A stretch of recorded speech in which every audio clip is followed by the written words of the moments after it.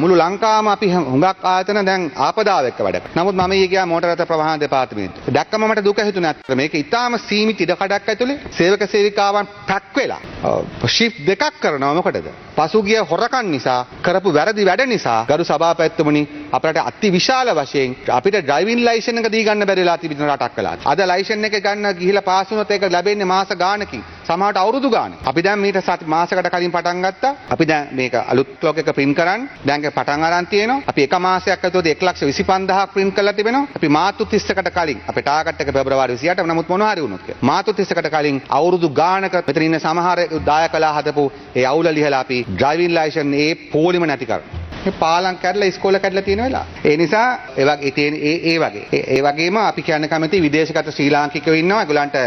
ඒගොල්ලෝ මේ මොනවාද ලංකාවේ සිටිසන් නමුත් පිටරට ඩ්‍රයිවිං ලයිසන් එකක් තියෙනවා නම් අපි ඒගොල්ලන්ට ලබන සතියේ ක්‍රිස්මස් ටැග්ගක් විදියට අපි විදේශගත ශ්‍රී ලාංකිකයෝ ලංකාවට එනවා නම් බෝඩින් පාස් එක ඉදිරිපත් කරාට පස්සේ යාට ඩ්‍රයිවිං ලයිසන් එකක් ගන්න නම් පිටරට කටුනායකද යාටත් පුළුවන් ඩ්‍රයිවිං ලයිසන් එක එතනින් ගන්න වේරහැර ඇවිල්ලා කාලේ ගන්න ඕනේ.